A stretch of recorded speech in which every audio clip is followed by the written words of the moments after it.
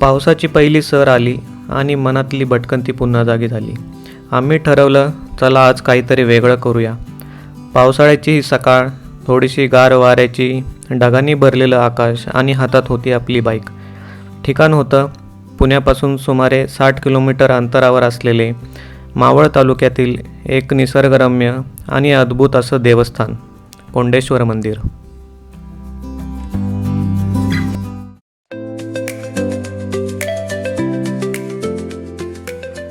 नमस्कार मित्रांनो, मी राहुल आणि ही माझी सोबती तन्वी.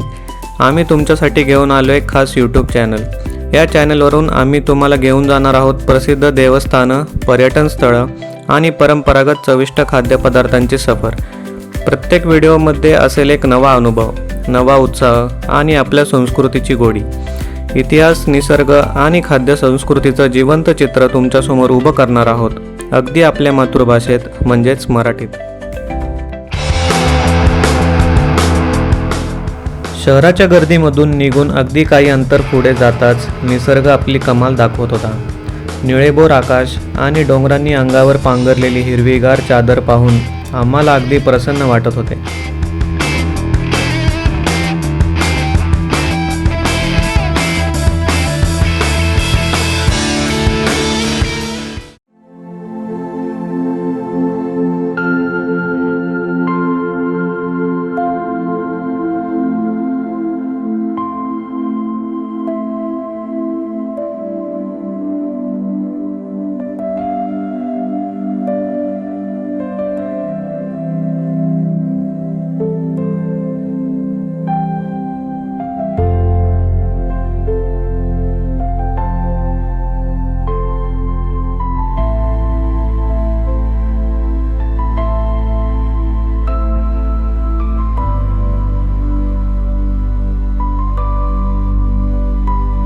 मावळ तालुका एक अस्सल निसर्गाचं देणं.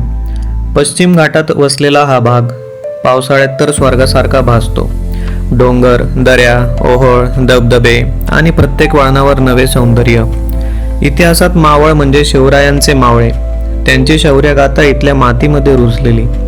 आजही इथल्या लोकांच्या बोलण्यात आणि जगण्यात तो अभिमान दिसतो.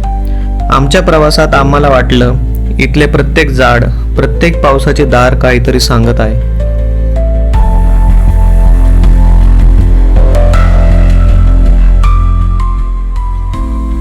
घाटावरून जाणारा छोटासा रस्ता, बाजूला वाहणारा ओढा आणि अधूनमधून दिसणाऱ्या गवताळ टेकड्या, या सगळ्या गोष्टी मनात एक वेगळीच शांतता निर्माण करत होत्या. जांभवली गाव जवळ येताच एक खास शांततेचा अनुभव आला. ना शहराचा गोंगाट, ना गर्दीचा ताण, फक्त आम्ही आणि आमची बाईक आणि निसर्गाचा नितळ श्वास. हा प्रवास म्हणजे केवळ एक अंतर पार करणं नव्हे, तर एका निसर्ग संपन्न अनुभवाची अनुभूती होती.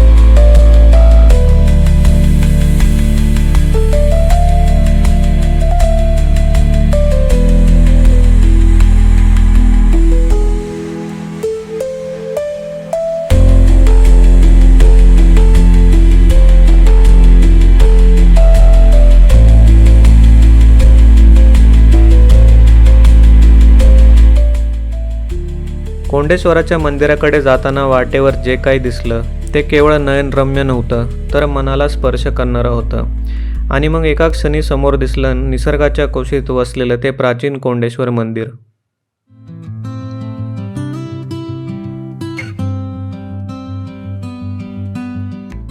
हे मंदिर प्रभू शंकरांना समर्पित आहे.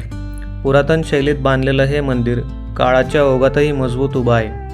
समोर वाहणारा छोटा धबधबा, आजूबाजूला घनदाट जंगल आणि अंगावर शहारे आणणारी शांतता. ही जागा फक्त धार्मिक नव्हे तर एक आध्यात्मिक अनुभव आहे.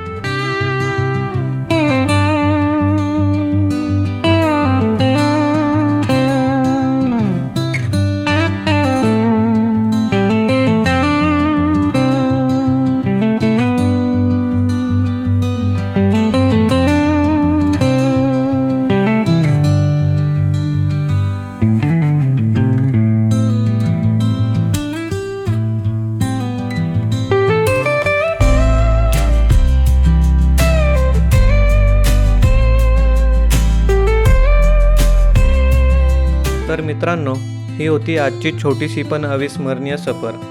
तुम्हाला हा अनुभव आवडला असेल तर व्हिडिओला लाईक करा आणि चॅनलला सबस्क्राईब करायला विसरू नका.